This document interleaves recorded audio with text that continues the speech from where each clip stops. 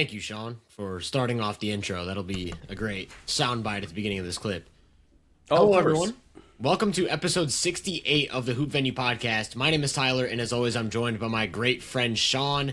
Today, we're going to be talking about the bloodbath that is the Western Conference. We're going to be attempting to rank the best contenders that don't reside in Oklahoma City and talk about just the current state of the Western Conference. So we've got 5 teams in the standings from 2 through 6. Those teams, as current standing, are the Spurs at 21-7, the Nuggets also at 21-7, the Lakers at 19-8, the Timberwolves at 19-10, and the Rockets have actually slipped. They're 5-5 in their last 10. They're down to 17-9 at the 6th seed. There's this kind of grouping in the standings where you go from OKC to this big 5-man tier, and then you go down to like the Suns, Warriors, Grizzlies. So what we're going to attempt to do is look at that 2 through 6, talk about the title chances of each team, and kind of try and separate these teams into tiers. Where do you want to start in this discussion? So, do we want to just go team by team and then rank them at the end? Yeah, for sure. We should probably just like talk it out first, and we could really talk about them in any order. So I'll let you start it off. What team do you find the most intriguing out of this group right now? Intriguing? Okay, there's two. There's one that's like, for me, just not, I'm not even meaning to like do it like this. There's one that's like kind of obvious in terms of what they are as a team, right? Good or bad or indifferent, right? There's one that's painfully obvious. And that's Denver, and we can like get to Denver later. Like they're painfully. I'm not saying that to be like negative, but like we know what Denver is. The two teams that fascinate me the most out of this group are actually the Spurs and the Lakers. So out of those two teams, where do you want to go?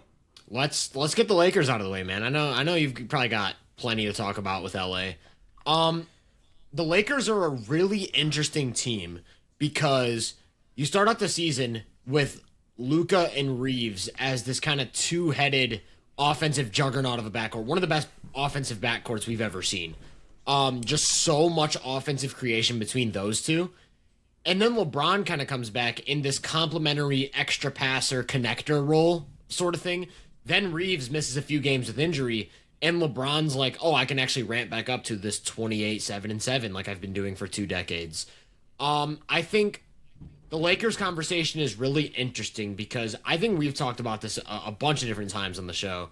And I feel more strongly about this now than ever. I think Rui is very much a square peg trying to fit into a round hole in this Lakers team, where you have your 3-headed offensive juggernaut, you've got your like play finisher, dynamic roller in DeAndre Ayton, and that 4th guy you need to cover a ton of boxes. He needs to be able to shoot. He needs to be big enough to kind of play the 3-4 position, but then also you need him to be a legitimately good on-ball defender in a lineup that features no strong plus on-ball defenders, in many cases actually 3- on-ball defenders. So to me, that's where the conversation needs to start, because it's like you have this offensive quad. What's the word for quad? Like I was gonna say like duo or trio, but a quad. Is there a term for that? Is it just a quad? I don't know, but you've got this 4-man offensive group that can churn out 120 offensive ratings with ease. I think like at one point in the season, I haven't checked these numbers, but with Luka on the court, the Lakers were like a 126 offensive rating at one point. But then it's like we get into the playoffs, and if we can't stop dribble penetration, what are we supposed to do? And I think the current state of the roster, the only guy I trust to prevent dribble penetration is Marcus Smart. So that to me is where it makes things really, really tough. Yeah, I think that's a great place to start at. Is just the weirdness with the roster balance. They have 2 guys that can potentially be serviceable on both ends of the floor. That'd be Marcus Smart and Jake LaRavia. And Jake LaRavia hasn't shot it well from 3, if I remember correctly, so far this year. Jake LaRavia, he's shooting 30.5% from 3 this season, a big step backwards from what he was at last year. And it's also noticeably like lower volume too. I believe last year was closer to about 4 attempts per game. This year he's at 3. Rui is more now than ever a square peg trying to fit into a round hole with this iteration of the Lakers, Where in years past, like the Anthony Davis iterations of this team, it made a little bit more sense because of Rui's ability to just be a higher one. And we'll give Rui partial credit. One of my biggest pet peeves about Rui Hachimura as a player, throughout his Laker tenure especially, was like, dude, you don't like shoot enough threes for anybody to really care about you. You're going to shoot 3 attempts a game, and okay, you're a 40% three-point shooter, but 40% of 3 is like 1.2. So, all right, we're going to live with the 1 3 you make every night because you're a 40% three-point shooter. There's just not enough room for variance where, you know, you have the nights where he's able to take 8 threes and make 4 of them like he did in Dallas, most notably a few weeks back in the NBA Cup group play game. But with this team where LeBron's 43, that age is off. That sounds LeBron's in year old. That sounds really old. I think he's 41. He's 41. Well, he's about to be 42. Dude, if he was 43, we need to shut down the league, man. If he's playing like this. Oh wait! No. He's about to be 41. Okay. I thought he was already 41, about to be 42. 43. I was like questioning reality. So did he just dunk on Luke Cornett at age 43, dude? LeBron's about to be 41. My bad, Bron. I didn't mean to hate on your game. And I think we've seen it specifically last year in the playoffs. Like, if you really need Bron to, you know, ramp it up a little bit more on the defensive end of the floor, he could still do that. Yeah. But that's in a like smaller 6-game, not even 6-game, 4.5 game sample size. Because remember, game five, he sprained his MCL, and he later went on to say like, hey, look, if they had won that series, he would have been out for a little while because of it. So LeBron, he can kind of defend in a playoff setting, but most of that's going to be like off ball and help and being a free safety and using his basketball supercomputer brain to his advantage. Austin Reeves tries his best. That's probably the best compliment I could give Austin Reeves defensively. He competes, he tries. It's almost always been the thing you can always leverage in Austin Reeves' favor. Doesn't make you a good defender just because you try. And then Luka is any defensive value he will ever provide for you is solely going to be away from the ball. That's where he's maybe able to get a deflection or create steals and playmaking opportunities defensively by being active in the passing lanes. But the biggest thing I said about all 3 of those guys that you brought up is that they can't guard drives. We had a whole episode dedicated last year to how like the importance of I think the conversation then was like just the NBA. I would argue it's just basketball as a whole now in 2025. If you can't contain drives, you're kind of cooked. Because then you just unnecessarily, unless you have this elite godsend rim protector, but you're just actively throwing your defense into rotation unnecessarily. In the Lakers' case, a lot of times it's so early in the shot clock. So then you add Rui, a 4th dude that can't contain drives. The 3-man grouping of Austin, Luka, and Marcus Smart, so just swapping Marcus Smart for Rui Hachimura, has a net rating of plus 35.8 in 124 minutes. Why? Because there is more than enough offense on the floor, and even more so when you throw LeBron back into the mix, there is more than enough offense between Luka, LeBron, and Austin than for you to have to feel the need to fill that 4th starting non-big spot. With Rui, the 3-man grouping of Luka, Austin, and Rui at 202 minutes, so it's 202 versus I think 127 I said, has a net rating of negative 6.5, and it's because they can't guard a soul. Yeah. They can't guard anybody. So that's really what it is. I think that's the first step. This team probably needs to make, I don't know what trade they actually make, but this team probably needs to do something just to try to fill in another wing void or another even just guard point of attack role.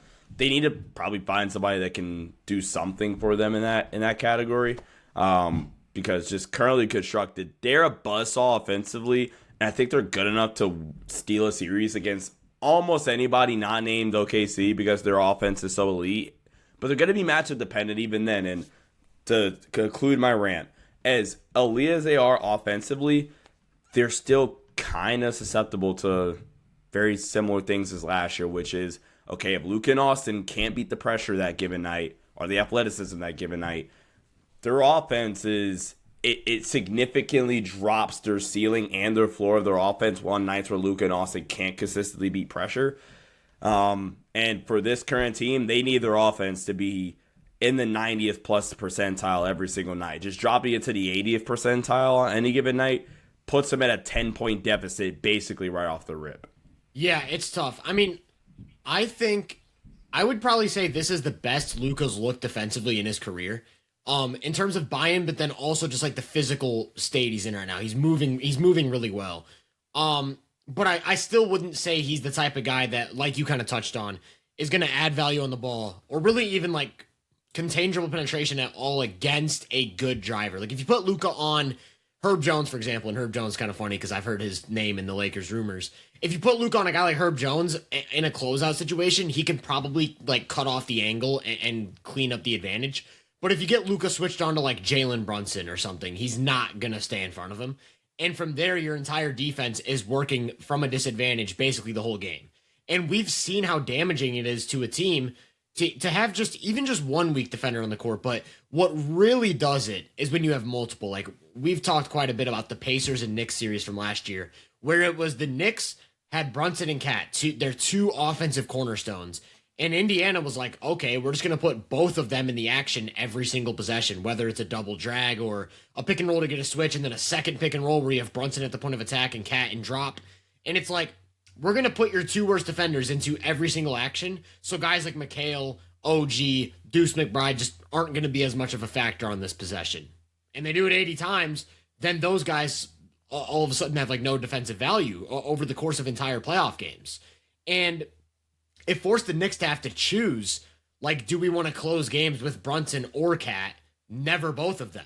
So you had a lot of games in that series where, like, Brunson would only play 4 minutes in the fourth quarter, or Cat would only play 3 minutes in the fourth quarter, and they'd have to close with Mitchell Robinson. I think the Lakers are in a position where they could even deal with that to a more extreme level because you've got two guys in Luka and Reeves who, on the ball, playoff offenses are going to want to put them in the action. And while there's probably not a team in the West that can take advantage of it besides Denver, I guess. Quite like Indiana was last year. What takes it to another level is like, okay, Luka, Reeves, and now Rui, we could put you in the action too. And in certain situations, you can put Ayton in the action as well. I actually think Ayton's like really good defensively, but same thing. He's not a perfect defensive big. He's not Anthony Davis, which you referenced. So it's this really awkward blend of like, okay, yes, we can score however many points, but if our shots aren't falling, if Luka is settling for jumpers and it's not falling, or if Reeves goes cold, or maybe Reeves doesn't have the same whistle in a playoff series where he's getting to the line 9 or 10 times a game, it's then what can we do on the other end to stop the bleeding? And I just don't really know. Not only am I not confident in their ability to do that in starting and closing lineups, they don't even have the defensive depth pieces to like stagger and go to like these defensive heavy lineups around Luka. Like, you don't get a lineup where in OKC you've got Shea and then any collection of 4 elite defenders, regardless of what the offense looks like. They can go Shea, Dort, Caruso, Kaysen, Chet. And it's like, okay, we're just going to go Shea and then our 4 best defenders.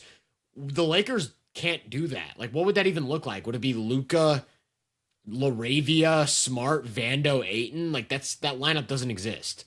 So I think that is what's really kind of holding the Lakers back. Not necessarily just the fact that I think they're going to bleed a lot on defense in starting and closing lineups and basically have to win a shootout, but also the fact that in those in-between minutes, there's no moment where it's like we've got an elite defense on the court.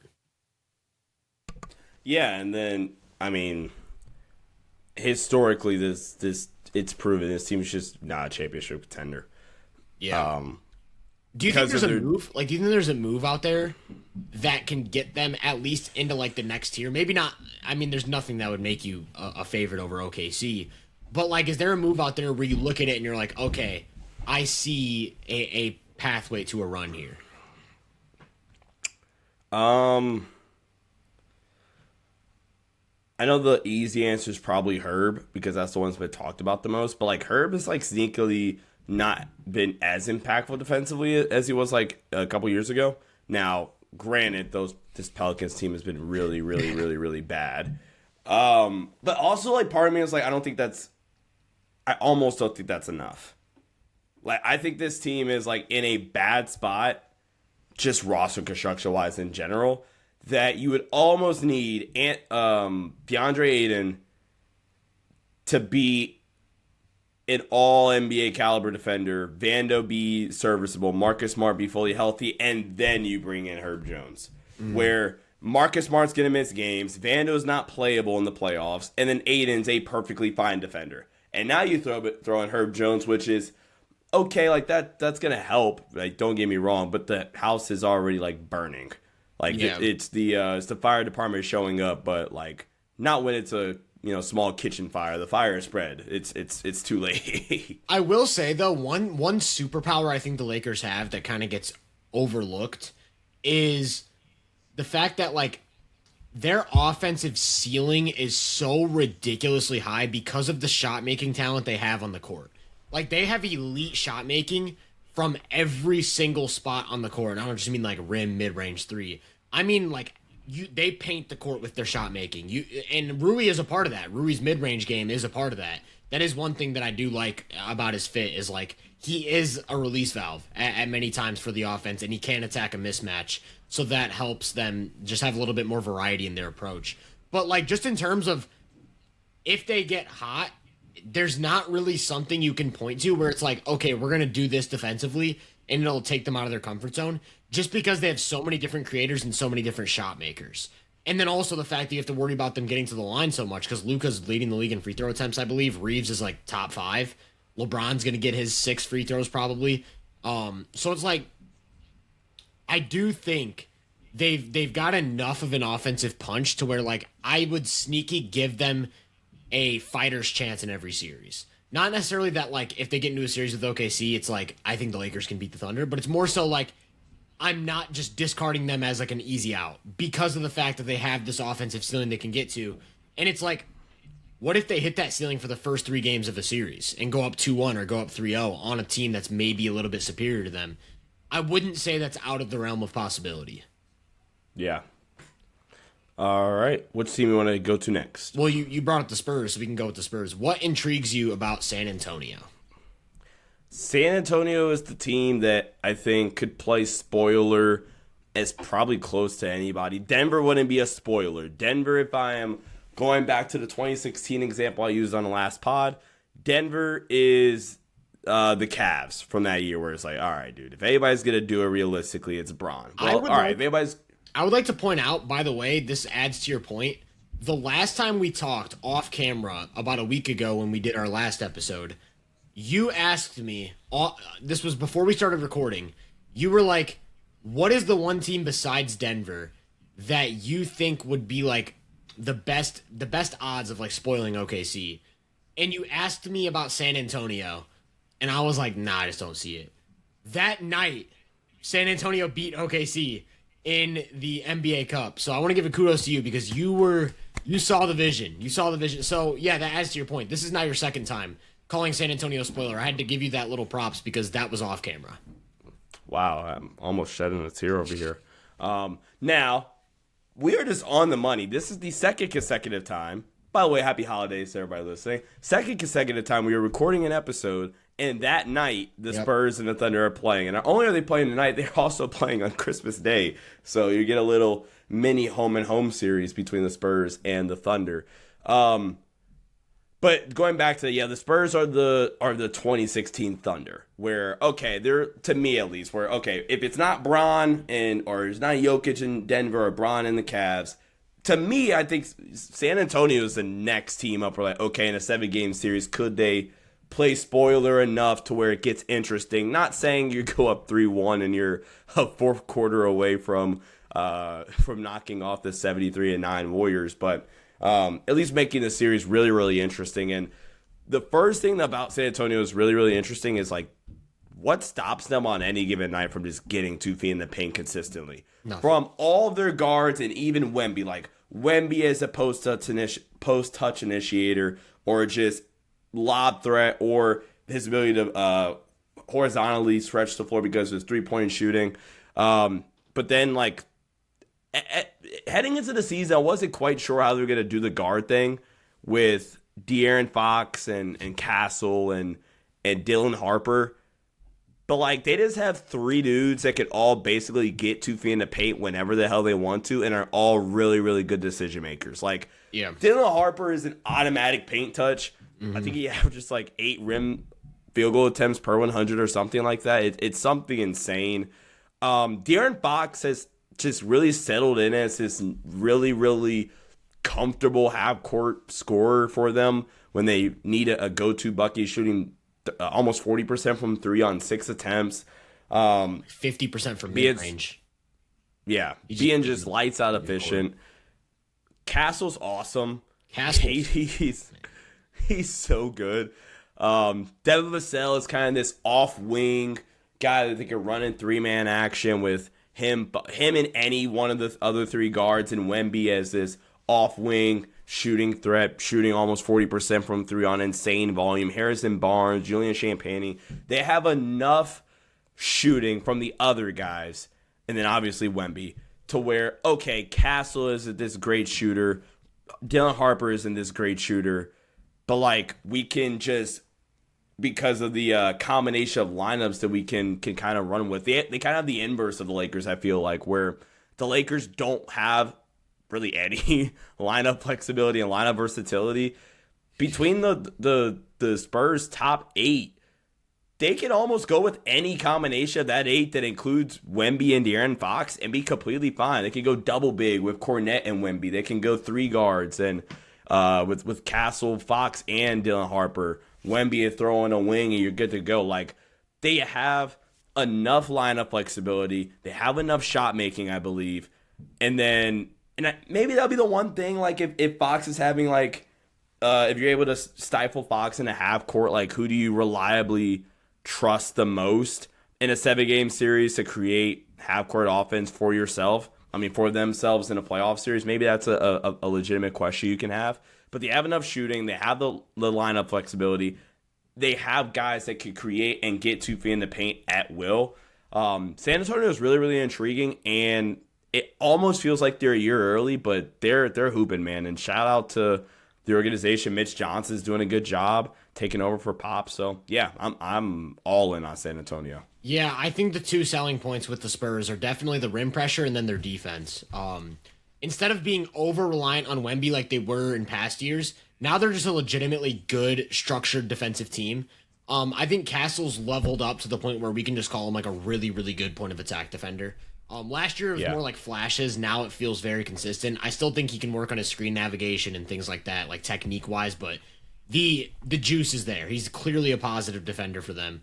Not only is Wemby the best rim protector on the planet, Luke Cornett's also a great rim protector. So you have 48 minutes of really strong rim protection, and if you want, you can get like 12 or 15 minutes of just non-stop rim protection with Wemby and Cornette on the court together, which Wemby makes possible because of his ground coverage. Like, it's not like you're putting 2 bigs on the court and then losing speed or losing versatility, because Wemby can still cover all that ground and close out and do all the things that you need from your 4. So yeah, and then you've got across the board just like solid role players. I think one thing that's kind of underrated is, like, yes, we talk about these 3 guards putting constant pressure on the rim, or we talk about Wemby putting constant pressure on the rim as an off-ball guy, but also deep into their bench, they put pressure on the rim. Like, Keldon Johnson's an elite rim pressure wing. Jeremy Sohan puts pressure on the rim whenever he's in the game. And so I think those are the 2 things that you can't take away from them, mainly the rim pressure. Like, no matter what your defense is, we even saw this against OKC, who tried a few different defensive schemes. They got 2 feet in the paint very consistently. Now, I do think there are 2 things that really worry me about San Antonio come playoff time. They're both offensive.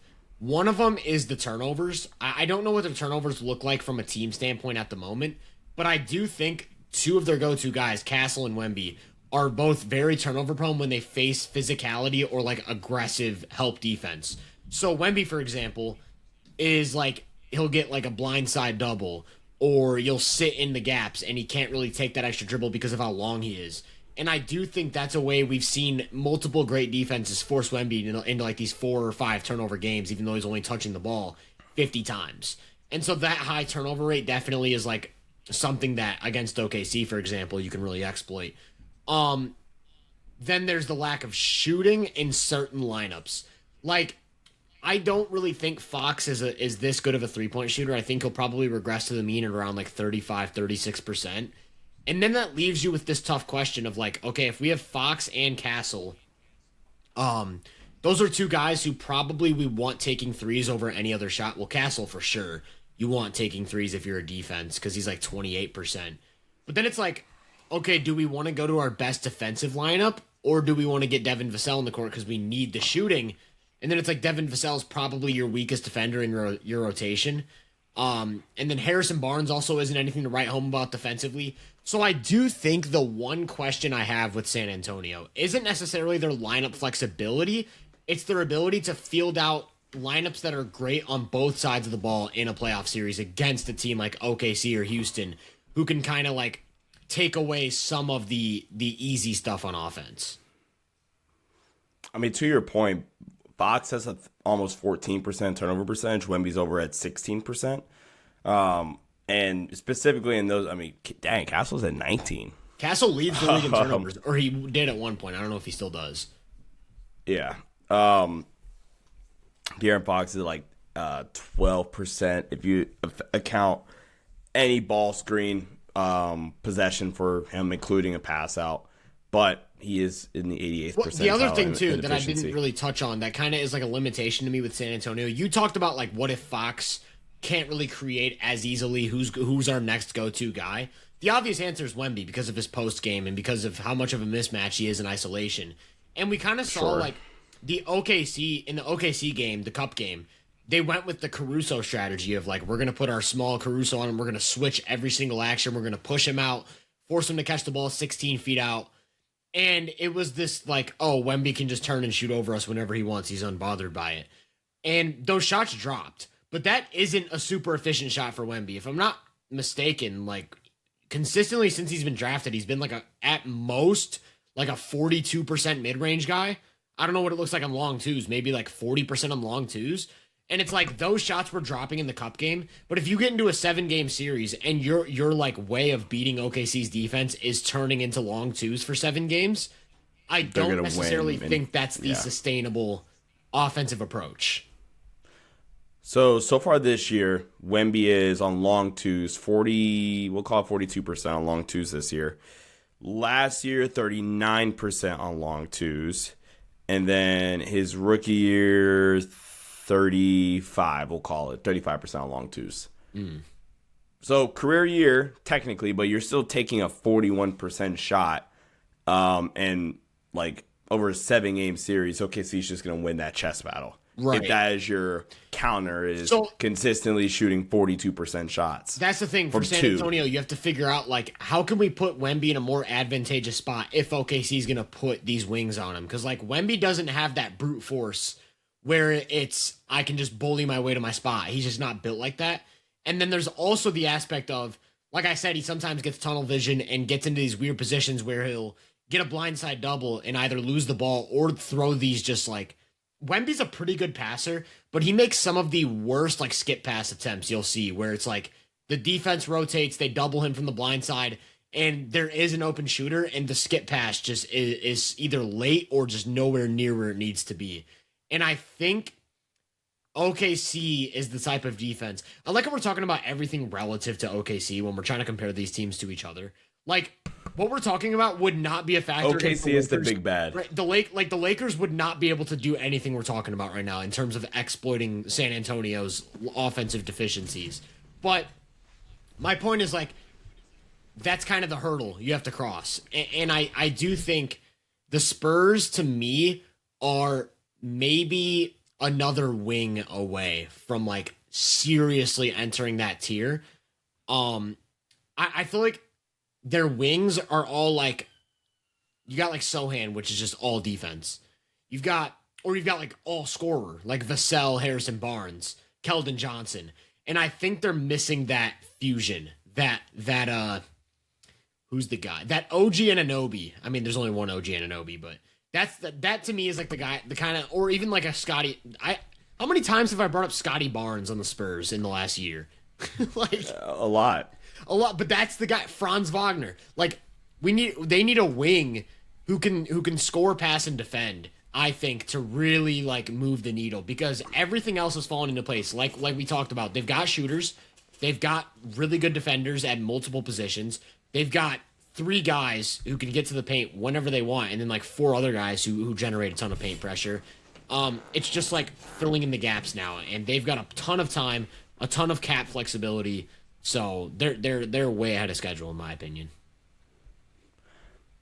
All right, we've covered both the Lakers and the Spurs. Which team you want to go to next? The Rockets. I thought when you said you had the two like most intriguing teams, I thought you were going to talk about the Spurs and the Rockets because the Rockets to me are so weird still. Like I thought maybe as the season progressed, I'd feel more comfortable about like okay, this is what the Rockets are.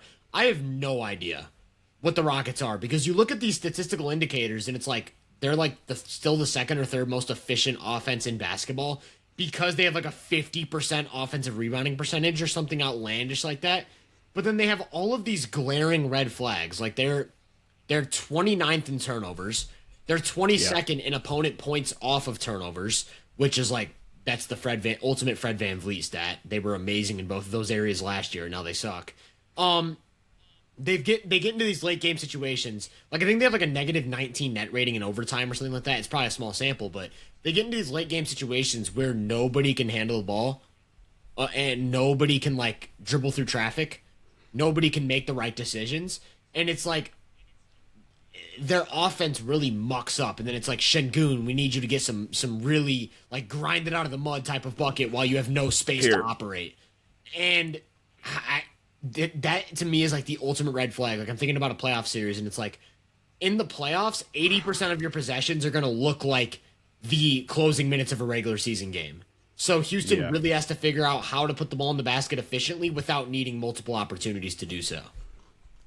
So out of all the teams that we are going to talk about in the video today, actually Denver in the clutch has been a worse team than Houston. But Houston in the clutch so far this season, that almost doesn't sound real. Houston has a negative 8 net rating in 14 clutch games. They're 6-8 in those clutch games. The Lakers are second in the clutch in net rating with a plus 24 net rating. They're 10-0 in the clutch. The Spurs have a plus 19.7 net rating in the clutch. They're 12-3.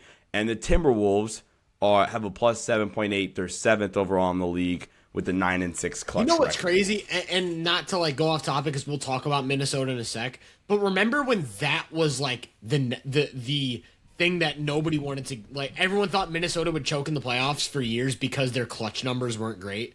Like I remember that being a talking point going into the Phoenix series, where it was their clutch numbers aren't very good. I even remember it being a thing last year against the Lakers. Everyone was like, the Lakers are just going to win the close games. And then Minnesota, so shout out to Minnesota for turning that around. We'll talk about them in a sec, but yeah. Houston's in the bottom 10 in turnover percentage and in clutch. Obviously, Houston's second in offense rebounding percentage, but it still almost doesn't matter. Houston is, they're like inadequate. Actually, Houston has a better clutch offense than Minnesota, actually, if you're looking at offensive rating. Interesting. Minnesota has the 5th best clutch defense, though. The Lakers have the best clutch defense, so there you go. Hear me. There's the agenda for the Lakers to make a finals push, but my bad. Please continue. No, I pretty much covered everything I needed to talk about. It's my big takeaway from when I watched the Rockets. Like, there's obviously a lot they do well. They're very athletic. They're huge. They get out and run good. Kevin Durant is still just this world-class shot maker, and Kevin Durant's just been really good on both sides of the ball again. He deserves a lot of credit for what he's doing at his age. Şengün's taking another leap. He's like, we talked about this not too long ago, like legitimately an offensive engine at this point with the way he's put it all together as a playmaker and as a scorer and as a post guy. And also everything they do defensively, they're still one of the best defenses in the league.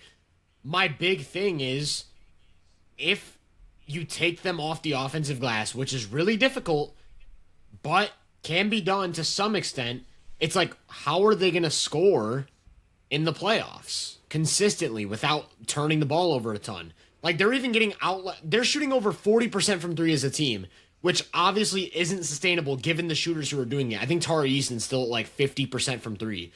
And Yeah, like, Tari Eason doesn't miss. right, those guys, like you're as a team, you have this outlier shooting marker, and still you're running into these issues.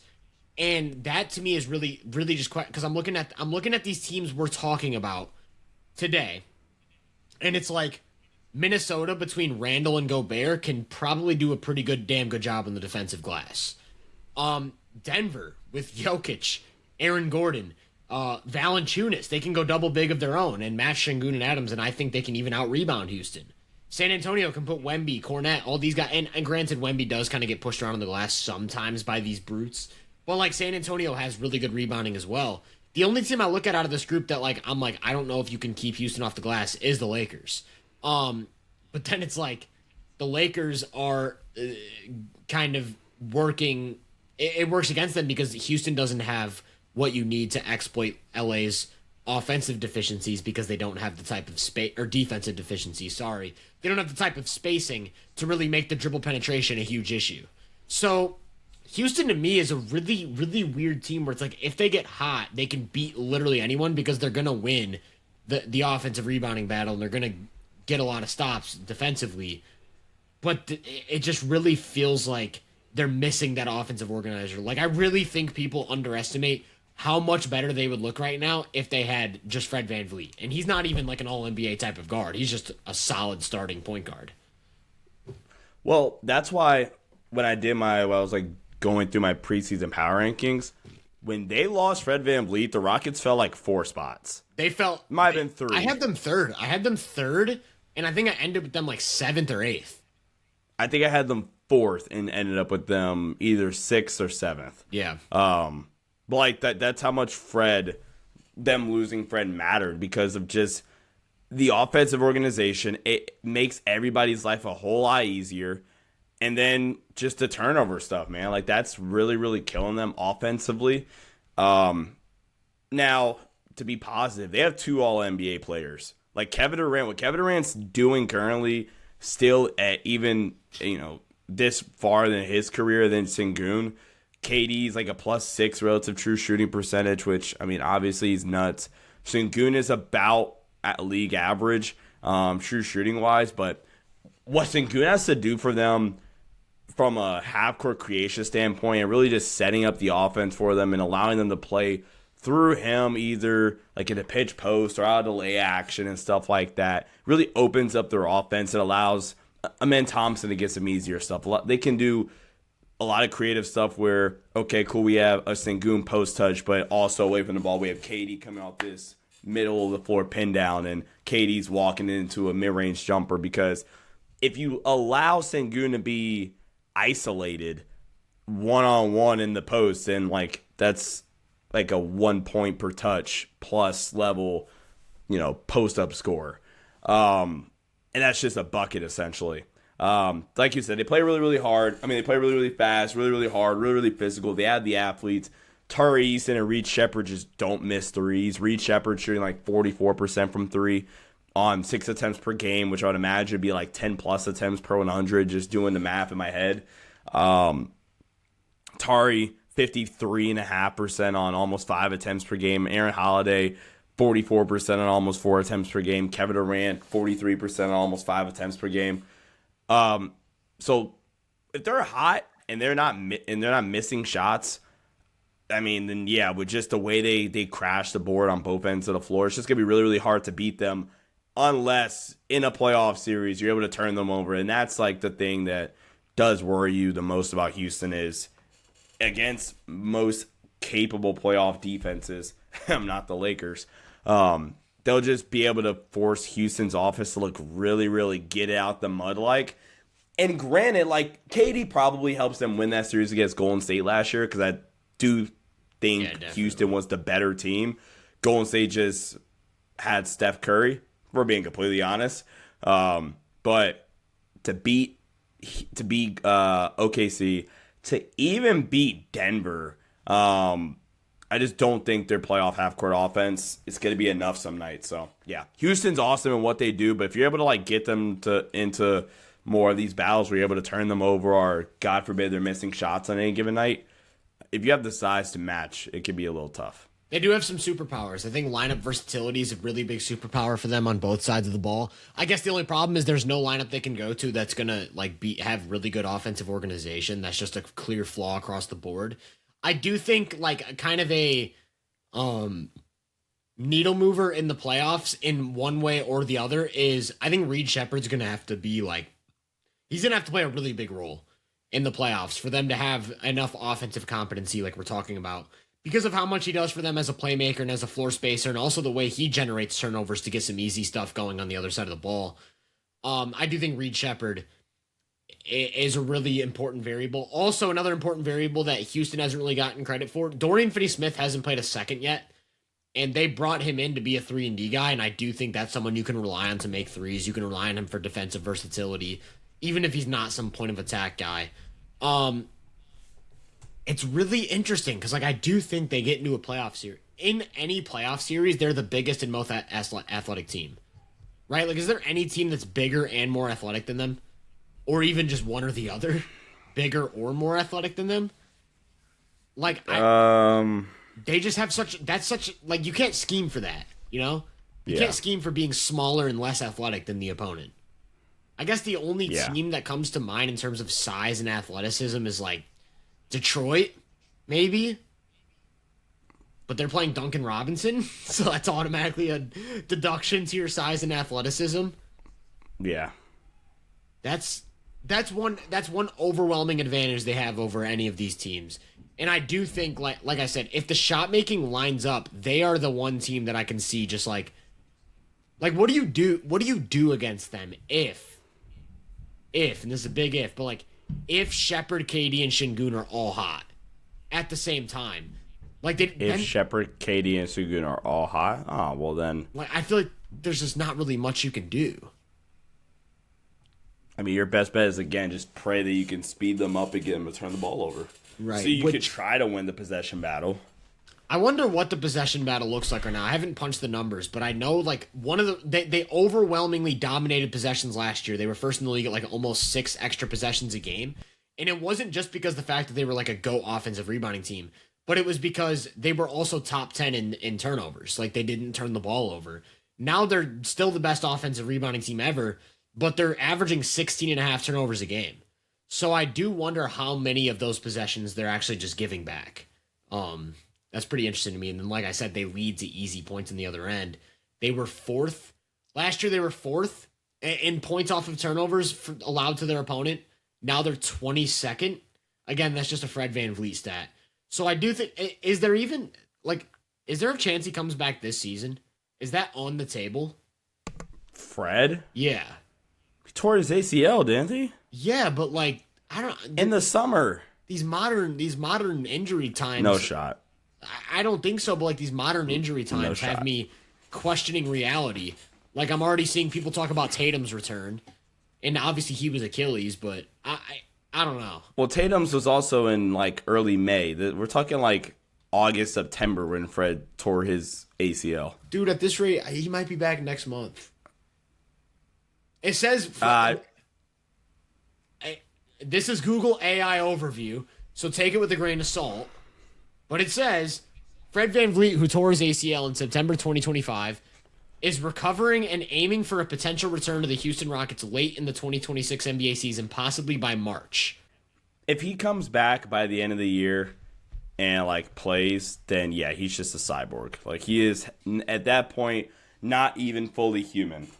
He is AI. He's half AI. Yeah, let's progress the conversation off of AI cyborgs and ChatGPT injury related news. Let's talk about the most obvious team, in my opinion, like the most dang, what's the I'm tired. I can't think. Dang, help me out. I don't even know what you're looking for, man. You don't know what I'm looking for. The most inevitable. There we go. I don't know why I couldn't think of inevitable. The most inevitable team out of the group here, and that is the Denver Nuggets. They are tied second currently with the San Antonio Spurs, and they feel inevitable because they have the best player on the planet still in Jokic. I still think it's Jokic. And then Jamal Murray's been an All NBA caliber player this year. Yeah. Thoughts? Denver, talk to me. Yeah, to me, Denver's pretty easily the best offense in basketball. I don't even know how much of that is up for debate at this point. I think like before the season, I kind of had a three team tier of the best offense heading into the season. It was the Nuggets, the Knicks, and the Cavs. The Cavs have certainly bowed out of that conversation for the time being. The Nuggets and the Knicks are standing above everyone in offensive rating, and that's right in line with what you'd expect, I feel like, and just in terms of not only having superstar talent, not only having so many different weapons, but a versatile system that can just always throw another punch. And that is unlocked by Jokic, but it's also unlocked by Jamal Murray, like you said, playing at a near All NBA level right now, just clearly the best basketball of his career. They're doing this without Christian Brown or Aaron Gordon, which is just kind of absurd to me because Aaron Gordon, we've talked about, has had this insane shooting leap and is just a more versatile offensive weapon than he's ever been. Christian Brown coming off a near most improved type of season. Just a really, really solid role player who knows his place in the system, helps them in transition, good at playing off of those cuts next to Jokic. But then also you got a guy like Cam Johnson, who the box score hasn't impressed at all, but he never tries to play outside of the system. He's a very good shooter who's going to make good decisions on the move, knows when to put the ball down or when to get rid of the ball, can score at multiple levels. And I think Cam Johnson has just been a really nice, really sound fit for them that just, like I said, doesn't ever try to do too much. And their bench has been sneakily very, very good, which is why their offensive rating is what it is right now. Like the offensive rating with Jokic on the court for years now has been 126, 125, 127. And it's the same thing. But now when he's off the court, instead of like 106, 107, 108, we're looking at like 115, 116. And I think that's due to two key variables. One is Jonas Valanciunas has just been the best backup big of the Jokic era since like maybe Mason Plumlee in 2020. Like Valanciunas has just been a revelation for them. His ability to operate from the post, his ability to initiate those actions similar to what Jokic does at the top of the key, him on the offensive glass, him in the pick and roll as a massive screener, just a really nice offensive big. The bigger variable, though, has been Tim Hardaway Jr., who has just been an absolute revolution for this team. Getting him on a minimum contract was like one of the best moves of the offseason that just got overlooked. He is always ready to gun. So every single time Jokic finds him, it's just like good offense because he's such a good shooter with such a quick trigger. But he also never tries to do too much. Like, he's not forcing bad shots. He's not dribbling into traffic. If he doesn't have a shot off the catch or off the move, he just gives the ball to Jokic right back in the pinch post and they keep it pushing. So you've added like 2 or 3 guys, and then you also got Bruce Brown back. Peyton Watson's playing the best basketball of his career. All these guys come in. They all fit the system. Then you have your all-stars, Jamal Murray and Jokic, both playing at a higher level than ever. This team is just basically flawless offensively. So the question is, like, how much of that ground can they make up on defense to just be, like, can they be good enough on defense for their number one offense to take them to the promised land? Yeah, and I mean, like, the combination of Jokic and Murray is just so reliable to the point where any lineup that includes Jokic and Murray on the floor together that's played at least 20 minutes, every lineup except for one, every single one has had at least a +6 or better net rating. Their top 2 lineups, which is the starting 5 when they're healthy, Jamal Murray, Christian Brown, Cam Johnson, Aaron Gordon, Jokic, +11.7. Then when you go to Jamal, Payne Watson, Cam Johnson, Spencer Jones, and Jokic, +24.9 almost. Spencer Jones, good shout out. I totally forgot about him. He's been awesome. Jamal, Payne Watson, Tim Hardaway Jr., Aaron Gordon, Jokic, +54.8 in 20 minutes. Like, this is one of the scarier parts about Denver entering the year. It's like, okay, they took the champs to the brink, and they so noticeably upgraded. Can I say something about that? I feel like there's a misconception with how that series went, and a lot of people think Denver lost because they got exploited defensively, when it was Denver's offense that fell off in that Denver's series. Defense, like, was phenomenal in that series against OKC. Yes, amazing. And this is a trend every year in the playoffs. They have another gear they get to defensively because of the intentional scheming, the way they move on a string, the way they weaponize their length and athleticism around Jokic. And Jokic plays a role in that because of his positioning, always being in the right spot at the right time. And Jokic pretty consistently has like solid to good playoff defense runs. Yeah. Every year except like since the first round against the Lakers was a little bit rough in 2024. Yeah. I remember that. But then he kind of was a little bit better against Minnesota. And then before the championship run, you had these years where they were kind of just like outmatched, and he would get like the Chris Paul series where he's just putting 90 pick and rolls, and it's like Chris Paul averages 30 and 10. He just put in drop all series, and Chris Paul said 12 minis. But like, yeah, since they've become a championship caliber team with their full roster, like he's churned out good to solid defensive series. And Denver as a team just always overperforms their regular season defense come playoff time. What happened in the OKC series was super aggressive defense that limited Denver's ability to even just get the ball up cleanly. They kept turning the ball over. They couldn't deal with the pressure, aggression, couldn't put pressure on the rim. Jokic was not, I wouldn't say rattled, but like that was the best defense we've ever seen against Jokic, especially in Game 7. Putting Caruso on him or one of these wings on him, switching everything, pushing him out, not letting the pick and roll create any advantages. But the biggest thing was there were like 4 guys in the Nuggets who the Thunder decided they just weren't going to guard. They weren't going to guard Christian Brown. They weren't going to guard Russell Westbrook. They weren't going to guard Peyton Watson. And they also didn't guard Aaron Gordon, but Aaron Gordon got really hot. Granted, Aaron Gordon got hurt. So Aaron Gordon was hurt doing what he was doing. Michael Porter Jr. was also hurt, so he shoots like 20% from 3 in the series when he's usually their knockdown shooter. And so Denver was just playing basically at times 3-on-5 or 2-on-5 on offense. What they have now is the flexibility to go, okay, we trust our defensive scheme enough. We need more shooting on the court. Let's throw in Tim Hardaway Jr. Or let's put Bruce Brown on the court to get another ball handler over Christian Brown. I don't really think they could do that last year because those guys were such weak shooters and because they had these deficiencies with turnovers or whatever. And so it's like, if their defense sets this floor in the playoffs where it's like they're going to be at least average, because I feel like they're besides that Lakers series, I think they've had an average defense at least in every series they've played, or barely slightly below average. I think if you can set that as your baseline, and then you have more offensive variety with the lineups you can go to, and you can create more space for Jokic and Murray to operate, they're going to be tough. They're going to be really tough to eliminate.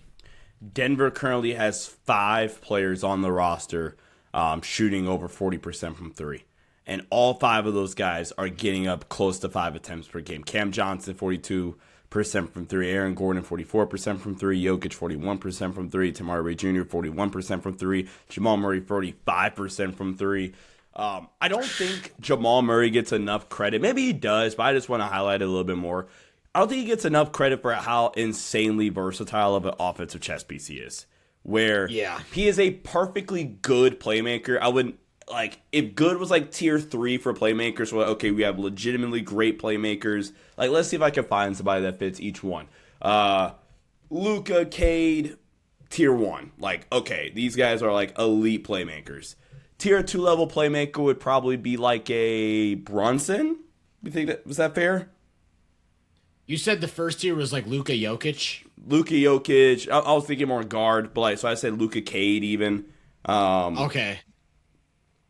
Yeah, second tier probably like the Brunson and Shays of the world. Sure. Well, okay, then Jamal Murray is like back end of that, top of tier 3, then like perfectly good playmaker to where can easily set up your offense, can hit a lot of the different reads that you're going to need your point guard or your floor operator to hit. Stupid efficient from every single play type. Like, if you play drop on Jamal Murray, you're asking for a death wish. You can't really put 2 on the ball either because then it's 2-man game with Jokic and Murray. So you put 2 on the ball and now it's Jokic operating from 15 to 18 feet and you have the midi or the floater, or now it's Aaron Gordon cutting baseline. And then switching it, Jamal Murray is more than capable, or Jokic, But Jamal Murray's more than capable of killing you in isolation. He's averaging a point per possession on off-screen stuff, isolation attempts, dribble handoff attempts, lights out transition. He is in the 91st percentile in pick and roll scoring this season. Like, the variety of different ways, and to your point about the different kind of engines or ways they can get their offense going, like, it just applies even more so with Jamal Murray. Like, how many different ways, okay, cool, you want to eliminate I don't know how, but you want to eliminate the advantage and switch stuff in our pick and roll stuff. Okay, cool, we're just going to run Jamal off screen stuff. Or we're going to go 3-man action with Jokic in a post, but away from the ball, we're having, Aaron Gordon set a flare and slip out of it. So it's 45% 3-point shooter sprinting corner, and Aaron Gordon sprinting after he sets the flare for Jamal Murray. Like, the Nuggets have the most variety of options, arguably of almost any elite offense we've ever seen. And it starts with Jokic as being the best player on the planet. Their point guard playing at an all NBA level and more than deserving of the contract. I'm glad they didn't overthink it when it was time to pay him a few years back. That's the one thing I kind of am glad I stood on at the moment, and it's kind of history has kind of been in my favor that regardless of what you think Jamal Murray, the actual player, is worth in every other situation, in Denver, he is worth what they paid him, and it's paid dividends for the Nuggets, especially this year. What's crazy is you brought up 5 players who all are shooting 40% from 3. And all I can think about is that is a fully functional lineup on the court. Jamal Murray, Tim Hardaway Jr., Cam Johnson, Aaron Gordon, and Jokic. How in the world do you guard that? Like, think about OKC for a sec. OKC in the playoffs spent a lot of time putting Chet on either Christian Brown or Russell Westbrook and just playing free safety. Who the heck is Chet playing free safety on if they get that matchup again? Is it Aaron Gordon? Who's just a good shooter now, but then also you can do so many things with Aaron Gordon. You can use him as a ball screener. You can use him as a ball handler. Like, every single person in that lineup can bring the ball up the court, set up the offense. They can all shoot on the move or from a standstill. They can all score from multiple levels. And then you have the best offensive player maybe ever, everything revolving around him. So I think Denver's just going to be, they're going to be so tough to guard. They're going to be so tough to guard. The 4-man combination of Jokic, Murray, Gordon, and Cam Johnson, okay? This is what their offensive, there's 2 primary lineups, right? It's those 4 and then Christian Brown, or is those 4 and Payne Watson, okay? In those 2 groupings, they have a 123 offensive rating. That's the starting 5, which has played the most minutes. In 25 minutes, they with Payne Watson instead of Brown, they have a 144.9 offensive rating with a true shooting percentage in both groups of 60.7% and 68.3%. Yeah. It's crazy. It isn't talked about enough how much Aaron Gordon's shooting opened up. Like, the reason you can put Watson in that lineup and get super good offense is because now Watson's your dunker guy. He's got the athleticism and size to play from the dunker and play out of those cutting actions that you would usually use Gordon in back in a few years ago. Now Gordon's your 40% spot-up shooter. 40% spot-up shooter, 40% movement shooter, 40% ball handler, 40% 7-foot demigod, and then dunker spot guy. Yeah. No, it's crazy. And then it's like, then from there, just choose what you want to do. Do you want to go inverted pick and roll? Do you want to go classic pick and roll? You want to go handoff, pin down action? You want to run Jokic off a pin down? Like, there's literally nothing they can't do offensively. And so, like, the only way I could see them flaming out in a playoff series offensively is just, like, outlier bad shooting. From the entire none team. of their shooters are hitting, which I just don't expect to be the case. And so the only pathway to really, like, get an advantage on them is to just, like, torch them defensively. And like we've talked about, they're not necessarily an elite defense. They're not going to, like, do a ton of things to take an offense out of their comfort zone. But what they've done really well in the past, they've shelled off the paint and forced guys to live on a tough diet of shots or passes. Like, you're either going to beat us with that tough skip pass or with mid-range shot making. And then it just becomes like, Shea, what do you got? And that's what happened last year. All right, last team, the Minnesota Timberwolves, which is Ant-Man and Julius Randle starting to figure stuff out. Anthony Edwards has been crazy this season. I feel like his leap hasn't been talked about as much as it should be. Like, his 2-point scoring has just been on another level. And it's just a different level of patience, processing, and an approach to the game from Ant out of pick and roll or in isolation or whatever the case may be. Just picking his spots a lot better, scoring a lot better in the paint area and from mid range, along with the fact that he's just a consistent 40% pull up shooter for 2 years now. Ant's leap has been crazy. Jaden McDaniels leveled up. Randall started off the season playing really, really well. Randall's kind of like tapered off a little bit, but he was playing his best basketball to start the season. I still think, I mean, my take on Minnesota is the exact same as it was at the beginning of the season. Who's your point guard? Because Bones Highland has really been the best point guard for them this season. So is he the guy moving forward? I don't know. I'll probably have to see a bigger sample of him playing, but it's like Bones Highland and Rob Dillingham and Mike Conley and DiVincenzo at the one. Any combination of like, none of them are really your playoff one. At least none of them have proven themselves to be that yet. I think Jalen Clark's logged some good minutes, but hasn't really solidified himself as a super consistent rotation guy yet. Terrence Shannon Jr. hasn't taken the leap that I thought he maybe could this year. And so you're kind of just running it back in many ways with like this offensively limited team that doesn't have a ton of creation outside of Ant and Randall. Certainly not guys who can get 2 feet in the paint consistently. One big offensive question mark, like limiting factor in Rudy Gobert, who you need on the court to be a functional defense. And then with your entire defense, you still lack the variety in your scheme or versatility in your switchability across the board to react to these different high-level playoff offenses. So, like, they've got this really interesting dynamic of we've got really good offensive potential and really good defensive potential, but do we have the two-way facilities to stack up against the top of the top? I just don't think so. And I think it's just going to be a lot of pressure on Ant to have to do everything once again in a playoff series. Like once they run into a potential buzzsaw in OKC, or even going back to kind of what we said with Denver's defense, like even Minnesota running into Denver defensively and kind of the ways we've seen Denver in the past, clog up driving lanes, and force you to beat them with skip passes, or force you to beat them with just straight mid-range jump shots. The Timberwolves lack of having a real point guard or having a real guy that can set up the offense for them on every given possession. It just limits what they can do because now Ant has to do everything for them. All right, if you've got nothing left to add on Minnesota, I know that was a shorter segment, but Minnesota is probably the most straightforward team in basketball right now because they're basically just running it back with a team that made the conference finals.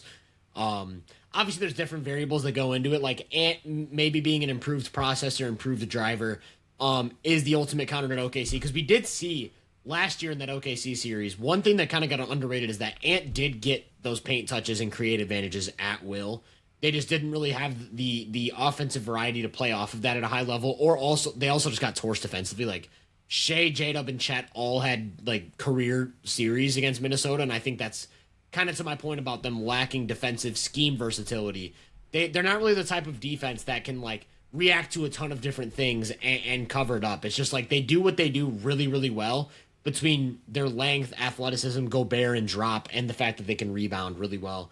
They do have nice lineup versatility, like Naz Reid adds to that, Randall adds to that, McDaniels certainly being able to flex between multiple positions, but they still do have those playmaking concerns, some shooting concerns at times, just in terms of over-reliance on the three ball sometimes. And then, like I said, they're not the perfect defense, so they can't really just mitigate all of those offensive concerns. With that said, though, let's go ahead and rank each team we talked about and talk about which ones we think pose the biggest threat to OKC or really just can win a championship in general.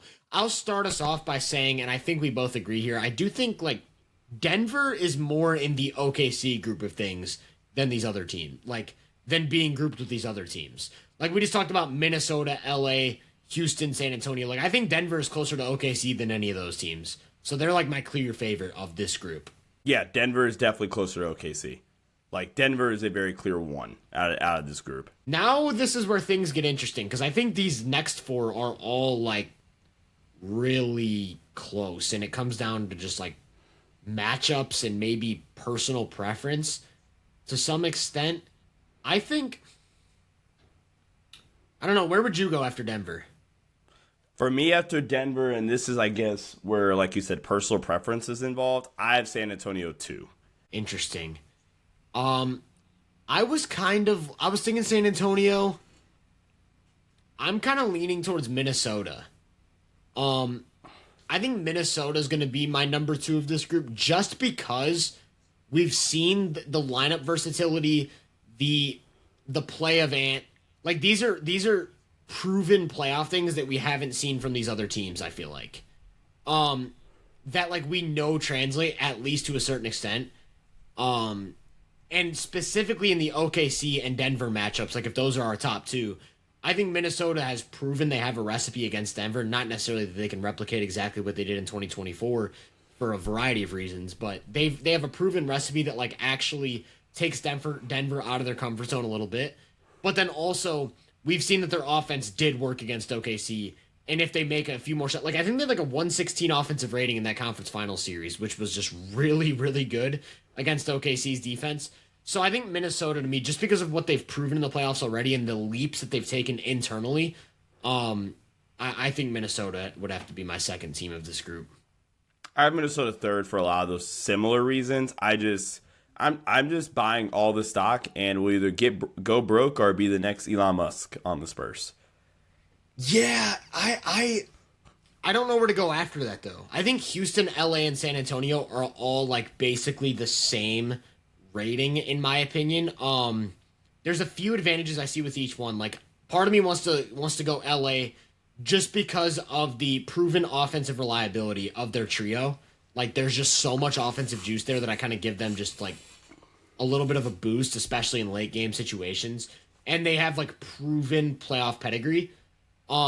Houston has the size and athleticism. Hold on, Laker fan here, but proven playoff pedigree how? Individually, like Luka Doncic is a proven playoff superstar. Okay, sure.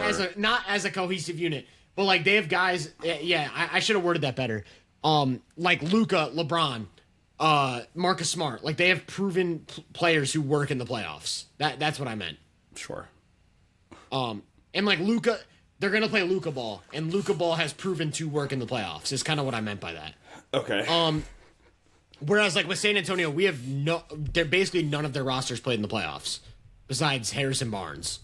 So like we have no idea what. Respect light the beam, De'Aaron Fox.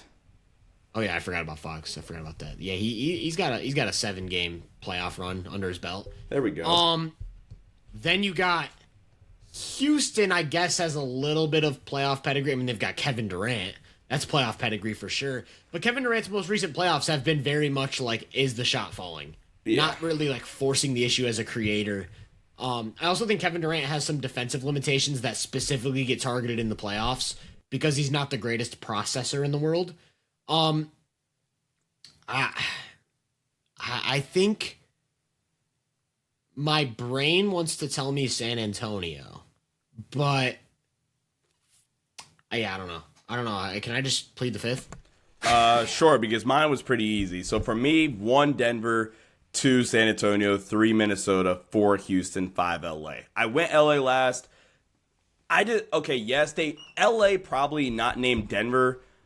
Minnesota, I think at this point could also be in that same category because their group has been in back-to-back conference finals. But LA is in that same grouping in terms of using your wording, like most playoff pedigree. I mean, for crying out loud, they have LeBron James, they have Luka Doncic. Like that in and of itself is enough. But I mean, LA's just got to score 140 to beat you every night. And okay, yeah, Luka was a little banged up last year in the playoffs. LeBron eventually gets banged up. Austin's playing with 1 foot basically in that playoff series against Minnesota. I mean, we saw what Darius Garland looked like in the playoffs when he returned, and I mean, the extent of the injury and what he had to do after the playoffs even ended, having to get surgery. Like, okay, yeah, Austin was also banged up, but I think the lack of roster cohesion and their ability to put capable to like lineups that there isn't a glaring weakness on one side or the other. Like, I don't know. LA have major roster balance issues, which really, really hinder me from like being ultra high on them as their ceiling. To your credit, though, earlier, like they have a puncher's shot in above that to against basically anybody in the league because their offensive ceiling is so high. The only team in this group that has a higher offensive ceiling than them is Denver, and we already kind of discussed that Denver's kind of closer to OKC than they are this group in general. Yeah. And even if you went the whole league, the only other team not named Denver that probably has a higher or close to that level of offensive ceiling is the Knicks, probably. But even then, like, ceiling, LA kind of feels like right there with Denver and maybe even a little bit above New York in that regard. But the lack of defensive guys and the ability to, like, contain drives really, really concerned me. Houston, that does really apply to them, like you said earlier, but Minnesota guarding and Julius Randle, Denver guarding Jamal Murray and Jokic, San Antonio guarding their just how athletic they are. We saw that in the Cup game a couple weeks ago. Like, San Antonio is just going to get out and run and then apply 2 feet in the paint every single possession. So that's my concern with the Lakers. Houston, I mean, they have probably the toughest, like, schematic superpower to stop out of all these teams, which is how big they are and keeping them off the glass and winning the possession battle. But their lack of playoff level ball handlers and decision makers is incredibly concerning. And, like, yeah, that's I think enough for me to be a little bit lower on them. Minnesota's proven. I'm just buying the hype on San Antonio, even though they are probably the most. What does it actually look like? Like, they're the biggest question mark, but just the product that we've gotten over a quarter of the season, or a third of the season, maybe even now. San Antonio for me is 2. The reason this group is so weird to me, like this 3-team group I'm working with right now, like, and can't figure out how to rank, is because you've got a team like think about a potential Lakers versus Rockets matchup where it's like the Rockets probably can't exploit some of the Lakers' defensive deficiencies because they don't have elite spacing or really elite ball handling to get downhill consistently. But it's like the Lakers cannot put out a lineup that's going to keep these guys off the offensive glass. So they would just get beat up physically throughout the series. But then on the flip side, it's like, how does Houston guard the Lakers? Like, they don't have the speed needed to guard the Lakers. They don't have anyone physically who can hold up with Luka at the point of attack. Like, Amen's, for as great of a point of attack defender as Amen is, physically, he's not sturdy enough to do what you need to do against Luka. Like, it would be the Jaden McDaniels thing all over again. Yeah. Where Luka's just kind of beating him up with his shoulders, getting into his chest, and kind of creating whatever he wants in the mid-range. Right. So that aspect of it is weird to me. But then also you go to like a Spurs series, and it's like the Spurs dribble penetration is a huge concern, of course, because they get so many paint touches. But like, what if the Lakers goes to one of those aggressive help strategies that we've seen them go to in the past, and it's like, okay, Stephon Castle, make that 3, or okay, Dylan Harper, take 5 threes this game. And then they're forced to put like Vassell and those guys play them 30+ minutes. And now it's just Luka picking his matchup. Who the heck is guarding Luka? Yeah. Who the heck? So I just feel like the Lakers are a weird matchup problem for both of these teams. But then it's like, I feel like the Lakers have, and this is going to sound harsh, I feel like the Lakers have 0 chance of beating OKC and a very slim chance of beating Denver. Whereas, like, I would give Houston and San Antonio both a better chance of beating Denver. Probably. Yeah. So that's what makes it weird for me, because it's like, the pathway to a championship feels more feasible for Houston and San Antonio just based off of how they match up with the top of the top. But I think the Lakers probably have an advantage over both of them individually. Yeah. So that's why I don't know how to rank them. Which is why, like, if you were to do like a Western Conference tier list or whatever, it would be OKC, Denver, tier 1, and then these next 4 would all be clumped into tier 2. Right. But like, it's just preference. Like, I have Along LA with in the the back. Clippers. All right, we're getting a little bit late on this podcast. I think it's Yeah, let me finalize my ranking. So I'm just gonna fire it off. I'm gonna go Lakers, Spurs, Rockets. Lakers, Spurs, Rockets. And Rockets would probably move up ahead of Minnesota if Van Vliet does the miracle recovery thing that we were talking about. So He's my a final cyborg. ranking would be Denver, Minnesota, LA, San Antonio, Houston. I think I'm probably gonna change that before this episode's even uploaded, but I feel good about that. What was your ranking again? One more time. Denver, San Antonio, Minnesota, Houston, LA. All right, sounds good. If you enjoyed this episode, leave a 5-star rating. Like, subscribe, comment, all that good stuff. Make sure to follow us on social media. I'm on Twitter, Instagram, YouTube, all that good stuff at Hoop Venue. For my personal accounts, you can find me at Tyler Britton _. Sean's on Twitter at Sean _DAVI. He's on Instagram at Sean Davis 23. He's on YouTube at the Los Angeles Lakers Network in the Sports Headline Show. Once again, we really appreciate you guys listening, and we will catch you guys next time with episode number 69.